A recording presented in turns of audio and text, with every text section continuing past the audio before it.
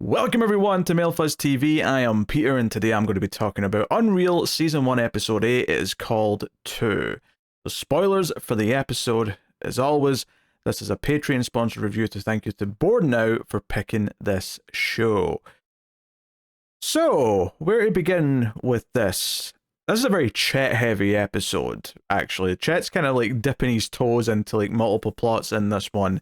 And there's some big revelations with his relationship with Quinn, the way he's trying to get a new show going, that he kind of works with Rachel a little bit for that, and ends up in a sexual situation with Madison, whose name I never remembered until this point, because she was just the assistant, or the PA who was running around, and I never quite, like, there was never enough of her for me to, like, take in who she was, like, beyond just recognizing her and, like, learn her name.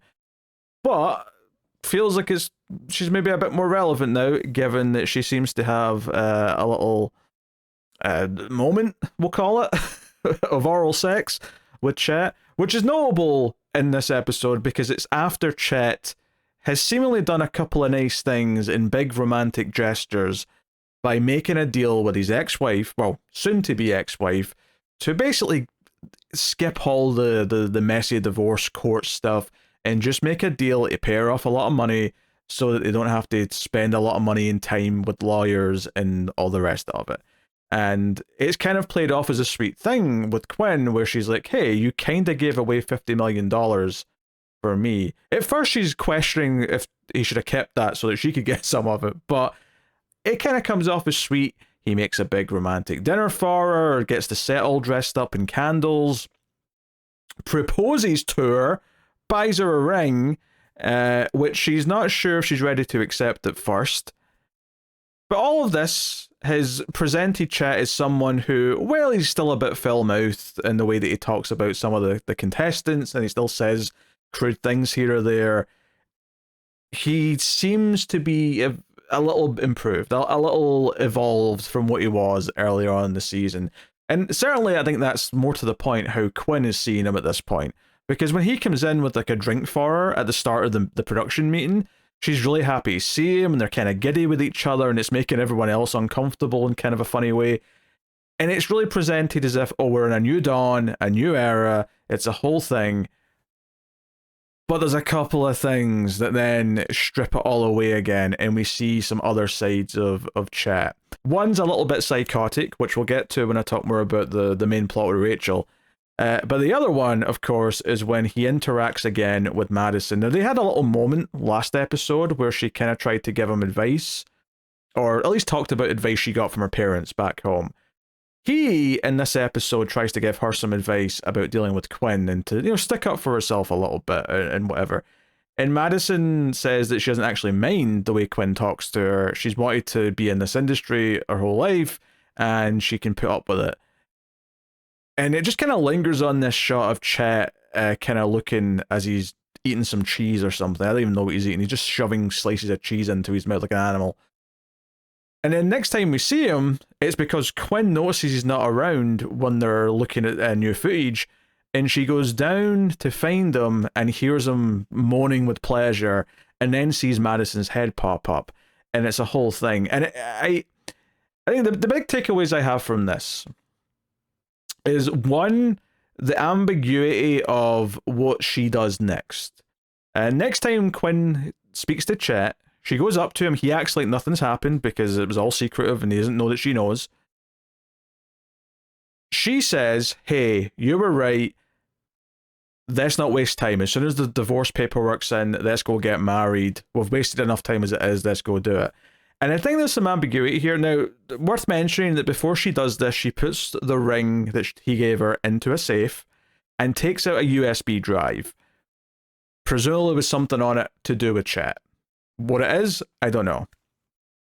Now, my gut instinct here is that she is playing him. That she's got some sort of plan, whatever's on this USB drive, that she is lulling him into a false sense of security by agreeing to marry him, because she's realized that even though he's committing to her and saying, let's get married, and he basically jumped to that conclusion immediately after the marriage ended with his wife, that he's still who he is. He's still going to cheat. He's still going to be this guy. And everything that his wife said about him back at the start of the show about, well, you know, he's going to stray, but at least with you, Quinn, I know he's not straying too far.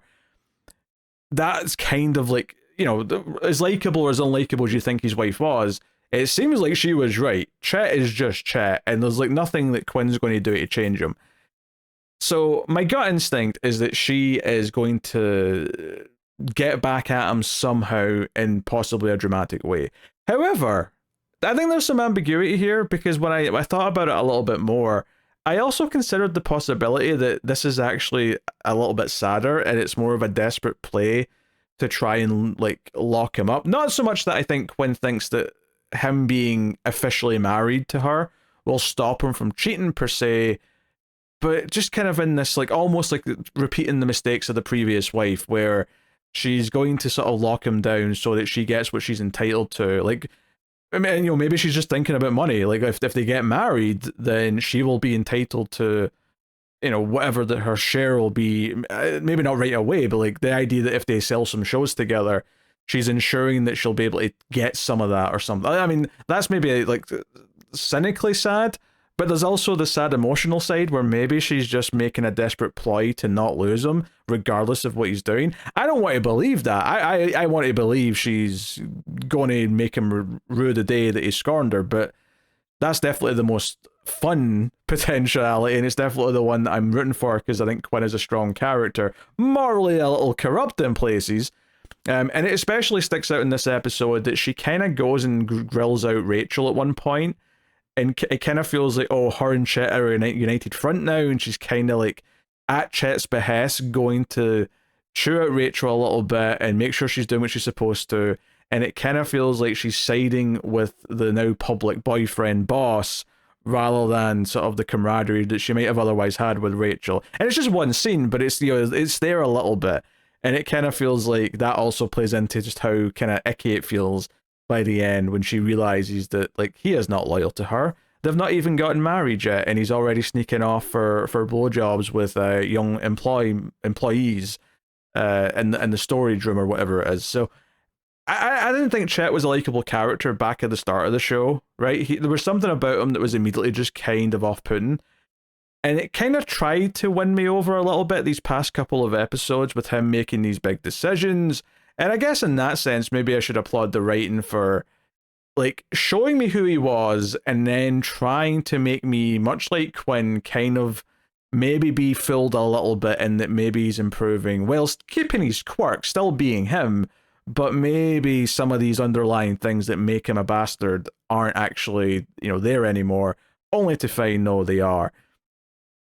And then the other thing, of course, is with Rachel, which is where he like endangers her life by, you know, he takes her. Rachel's doubting that she can pull something off and convince Adam into a new show, which we'll talk about.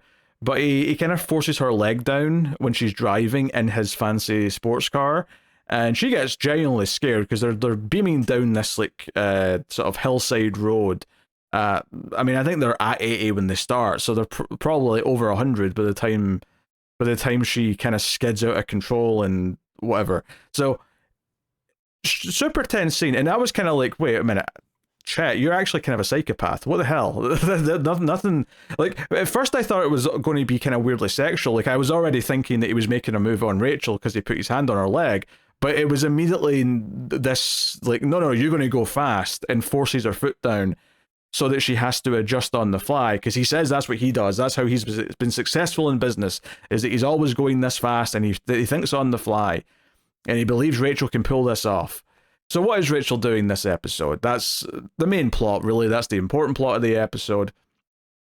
And that is that basically Chet and Quinn have sold the producer character the idea on there being a spin-off, because he tells them that they're going to get a big special finale slot so they can do a live wedding on TV. And they're like, hey, why don't we make it a backdoor pilot for a spin-off where we follow Adam and whoever he picks on their new life in the UK. We'll call it Royal Love, and they do a whole sales pitch. And they try and tell Adam and like Grace, because the producer, the executive specifically says, we want the well, he didn't say her name. He says the slutty Brazilian, the hot Brazilian, whatever the phrase he used. So they tell him, hey, we're predetermining that you're going to win and we're going to do this show next season. Isn't it exciting? And Grace is super excited, and Adam's very quickly like, no, I only signed up for 1 year. I don't really want to commit to a whole other year of this reality TV stuff. Also, I'm not going to marry someone that I barely know. And that's actually something that he kind of like adamantly comes back to again and again throughout the episode, is that he really takes marriage a little bit more seriously. And it's actually one of the little touches that I liked in going between the two plots, is that he makes this speech specifically to Rachel when she's trying to convince him to get on board with this. And he says that, no, I actually take marriage kind of seriously, to be fair. It will still be real, even if we pretend that it's just a sham. It is still going to technically be true, and I don't want to, go into that lightly. That's like a big deal. So even with all of his other antics, he still kind of sees that as this thing that he doesn't want to go into if it's not the real thing. And it's kind of interesting that, after that speech is made, we get the scene where Chet proposes to Quinn, and it's kind of showing how quickly Chet is moving in. Now, obviously, it's not 1-to-1 here. Chet has been having an affair for Quinn for 8 years, they point out. So it's not like they've just met each other. But the fact that he is rushing to propose when the divorce paperwork for his previous marriage isn't even through yet, I do think is a good example of him rushing into marriage and it being taken as this thing that he wants to do, but not something he takes as this serious thing that he doesn't put marriage on the pedestal that he perhaps should. And I think that's an interesting contrast between Adam and Chet in this episode. It sort of gives you a feeling when he's proposing to Quinn that something's not quite right about it, because Adam's already made that speech. And I think the writers have quite smartly realised that you're going to be thinking about that speech, even if it's subconsciously, when Chet makes his move. You've got all this talk about how we can't just rush into marriage, and then you've got this character in the B plot rushing into another marriage. So, I think that's quite good.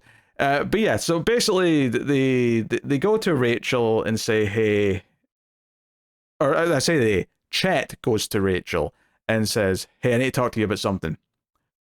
I need you to sell Adam on this spin-off show. It's called Royal Love. You're our limey whisperer, I think was the phrase he used, because you've convinced him to do other things. Get him on board.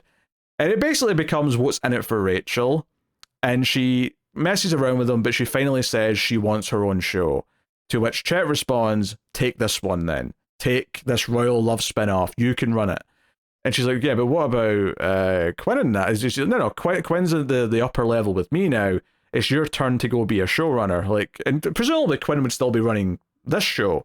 So it makes some sense. So now Rachel's got this motivation, this personal stake in pulling this off and getting Adam on board. And what's so funny is that the original terms of this spin-off was like, hey, get Grace to be on the show, get Adam to marry her in a big finale with a wedding, and we can do the show.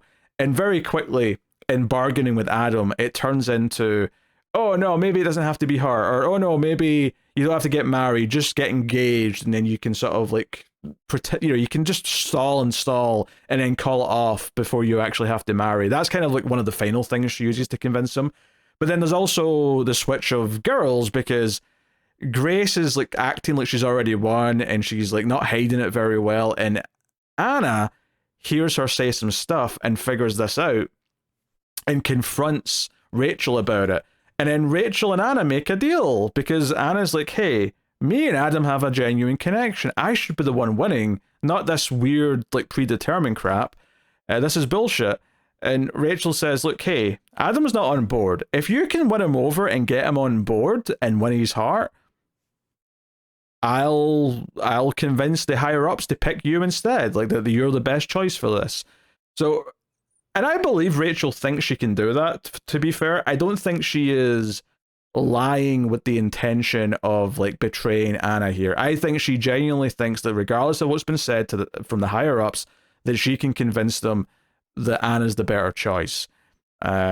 Which actually brings us back to the meeting they had earlier in the episode, because they're talking about the various girls and they need to sex it up a little bit. They need to, and they complain that Anna's been not happy enough. So there's actually a really on the nose moment where Rachel's telling Anna she needs to smile more. And it's just kind of this idea that you've got a woman working for this TV studio, this producer, telling another woman to smile more so she looks pretty. It's just that the layers of that is there's like a level of systemic sexism going on there. There's just, and yeah, in context it makes sense, but the irony of it was not lost on me as I was watching. This becomes the pact they make, and so now Anna's going to try and win over Adam, and they do a whole thing in the episode that they're doing where they've got like a sensual spa date with each of the ladies. So there's 4 ladies left.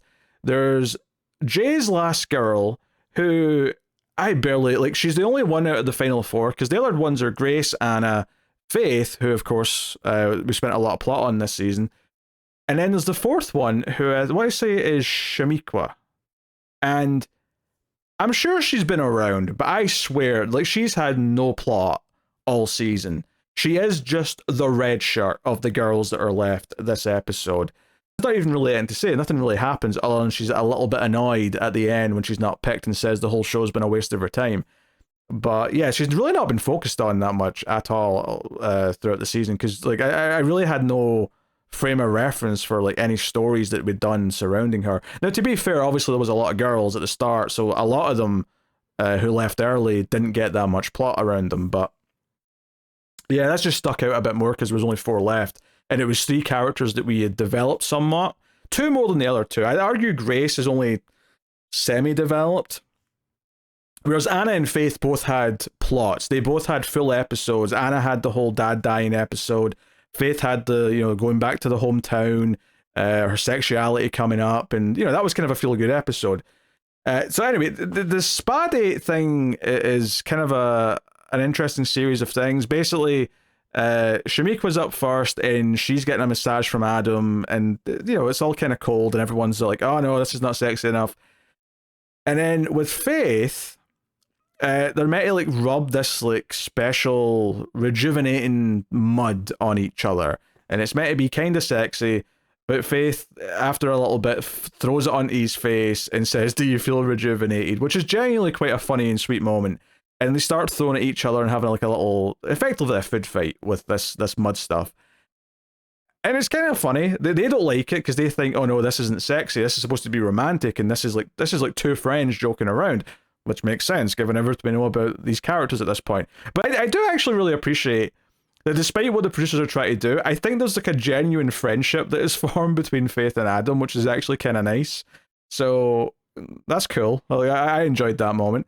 And then Grace has a moment where they're doing like a dirt bath where they just get submerged in hot dirt or earth, and there's like steam coming off of it, and it's meant to be therapeutic or whatever. I don't know. But she's claustrophobic and freaks out and says she can't do it and runs away, ruining kind of the whole moment. And Quinn chastises Rachel for saying, wait, you put her in there and you knew she was claustrophobic? And Rachel says she didn't know she was claustrophobic. She would never do that if she knew that. Of course, given that she's trying to sabotage Grace, potentially, and have Adam pick Anna, I was thinking, no, you probably didn't know, you sneaky little bugger. You probably did this intentionally to cause a scene and make her look bad. So it's all going according to plan, pretty much. Anna and Adam are sitting there. They're doing like this sort of like, we don't touch each other, but we sort of like breathe on each other to do like touchless tantric orgasming or something. I don't know. Honestly, a lot of this mumbo jumbo that the therapist guy was saying was starting to just sort of go in one ear and out the other. She starts talking about, oh hey, we could do this in England, we could do that in England, and he kind of like catches on and realizes that Anna's trying to sell him on the idea of the show, and he gets pissed off. He says the date's over, he storms off, and it's more rounds with Rachel. And I think it's at this point, more or less, where Rachel's telling Chet, hey, I don't think it's going to happen. And Chet takes her on the crazy drive to convince her. And then Quinn chews her out and says, you need to do this. Like, what's going on? And it's a pretty important conversation between those two, because Quinn, like, when Rachel says, like, he's a human being, I can't just make him do this, Quinn says, what was the line? Why have you let him up in your vag? That was the line, right? He's a prop, nothing more, right? What was your problem? And she basically says that she's sick of feeling like a manipulative bitch. And Quinn says, well, that's not going away because that's what we are. And the line that really stuck out to me, actually, is Rachel said, you want me to go into that room with Adam and make him do something he doesn't want to do. Now, I don't think that the line that she's saying, I don't think she's implying that she's going to go and have sex with him to make him do what they want to do. But I think there's a kind of a direct intention here with that, because that line sounds like she's talking about sex, and she isn't really in the moment. At least I don't think she is. It's more about this idea of the intention behind it. This idea that I have to go and convince him by any means necessary to do something he doesn't want to do. I have to go turn him into someone who's willing to serve us. And I think the idea of getting into the bedroom to convince someone to do something, it does sound like you're talking about sex. It does sound like you're talking about whoring, effectively. And I think this idea of like convincing people to do things they don't want to do so that you can gain from it is kind of, it's exploitation, and that's what they're doing. And this is Quinn saying, yes, we're going to exploit him, go and exploit him. And I think it is almost like a foreshadowing of a bunch of other things that happen in this episode. Obviously, the episode started with Rachel and Adam waking up in the bed because she'd slept there the night before. They didn't do anything together. He tries to flirt, she shoots him down. It's whatever. But there's a couple of big scenes later on in this episode that really develop their relationship in big ways. And again, there's some ambiguity to a couple of things, which I really like. One is that Adam, when he's convinced by Rachel to sort of like try and change the terms of what the new show would be, that it won't be in the UK, it'll be your vineyard, you'll get your vineyard back, you can just be engaged. And she kind of like makes all these concessions to try and get him on board. And he sort of eventually says, this kind of sounds like a better idea now. When he goes to Anna before he does all the voting thing to like say all the other ladies have lost, he does a whole romantic speech about how, you know, he sometimes forgets, he's sorry that he acted the way he did, and he sometimes forgets that when he's here that he has his own feelings, his own desires, and that he wants to try and explore them and act on them. And Anna says, yeah, I want to do that too. While he's saying those things, the camera cuts to Rachel and we see her reacting to him saying that, and she's clearly a little uncomfortable by it.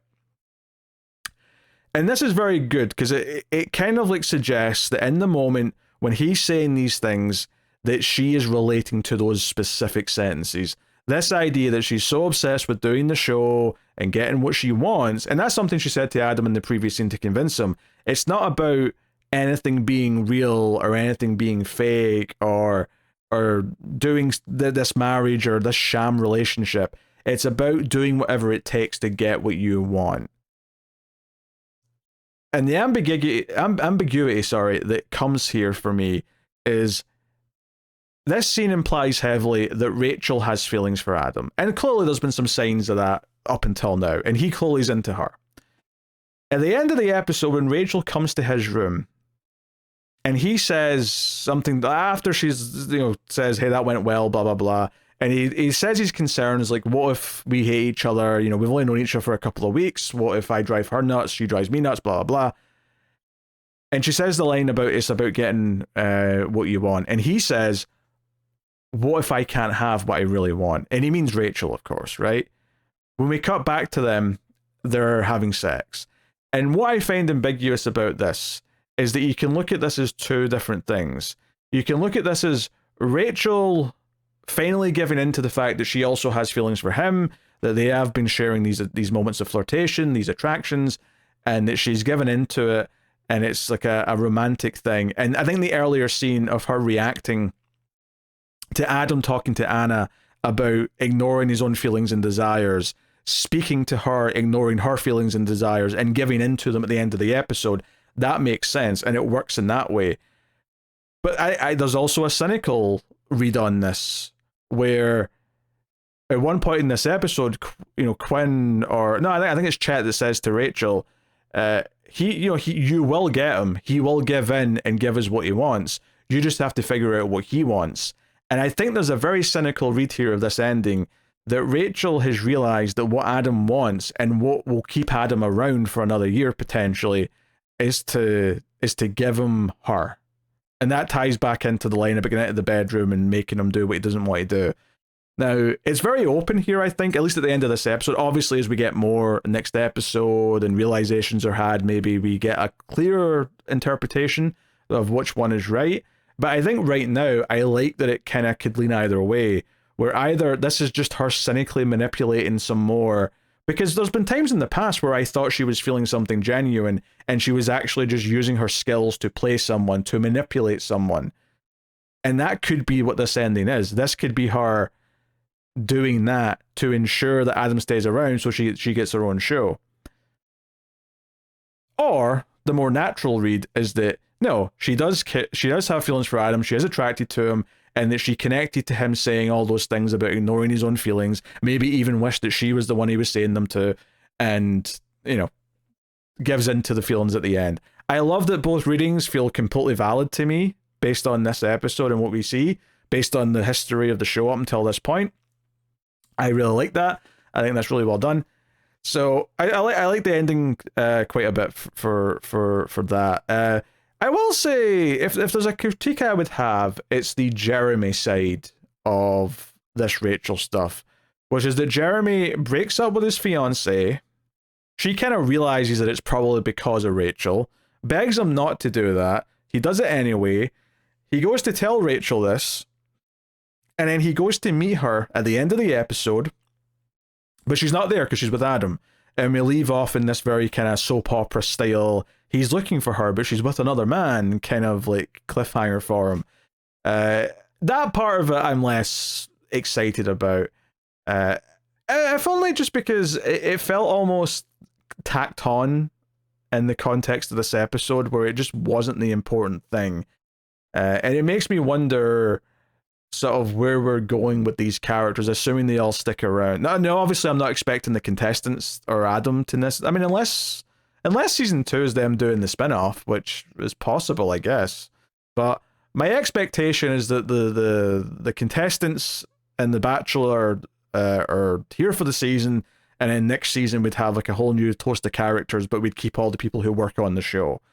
At least most of them. Maybe like one will leave for some reason or another. But that would be my expectation. And that would mean that we do have to keep going with these characters, and I'm curious to see what we do with that. Because I like, it's not so much that previous stuff with Jeremy has been particularly bad, because there's been nice times where it's fed into what's going on in the rest of the episode with Rachel.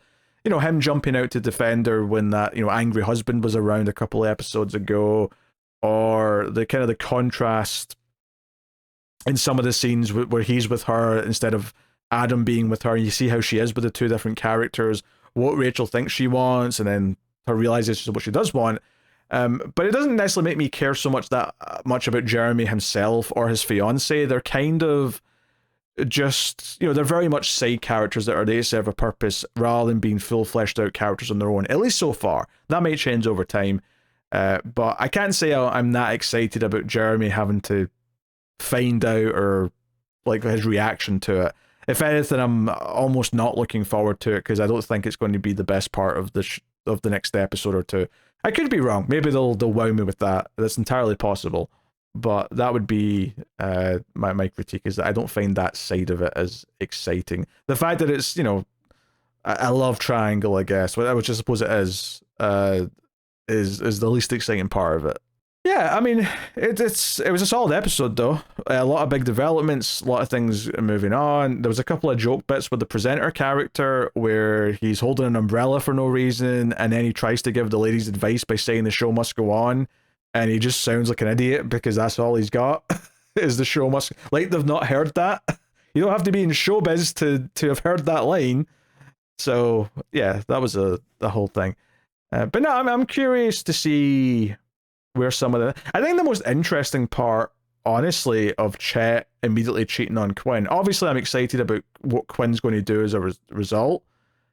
But I think the most exciting part, bizarrely, is, like, Madison? Not because she's, like, a super intricate character yet, but, like, how, like, does Quinn treat her differently? Like, you know, is she meaner to her? Assuming she sticks around, because Madison's could be a character that leaves. Like, she may just get fired. Like, Quinn might just fire her before the end of the season and we'll never see her again, and it won't be a big deal. But like, does Quinn blame her, or does Quinn have some sympathy for her because she realizes, oh hey, I was basically you once upon a time when Chet made his moves or whatever. I don't know where that's going to go, and I'm curious to see. That's the part that's kind of interesting to me that I can't quite predict yet, is how that's going to fit into anything. But everything else with the main Adam and Rachel stuff, solid, good, ambiguous sort of ending as to what her intentions are at the end, or motivations, maybe a better way of putting it. And then same with Quinn, like what's she going to do? Is she pretending that the relationship's okay because she has to bide her time to do whatever she's going to do to deal with it, or is she just rushing to get married to lock him in regardless of any cheating? I'd like to think it's not the latter, but the elements are there that it could be that, and that would be a tragic story. Or is she going to do what she's told Rachel to do earlier, which is be the most manipulative bitch she can be? Is she going to manipulate her way through this situation? I'd be very curious to see. But yeah, we only got 2 episodes left. Excited to see where we go from here. But that has been episode 8 of UnReal. Let me know what you think of this one in the comments below. Of course, you can like, subscribe, ding the bell. All that stuff helps out a bunch if you do. And of course, you can support all the content over at patreon.com/MailFuzzTV and help keep all the content coming. Obviously, this was a sponsor review, which is one of the higher tiers, but you can just go over there, $5 a month, and make sure everything keeps going smoothly. Any help is greatly appreciated. So thank you very much for joining me. I do appreciate it. Keep watching TV. Have you got any vanilla?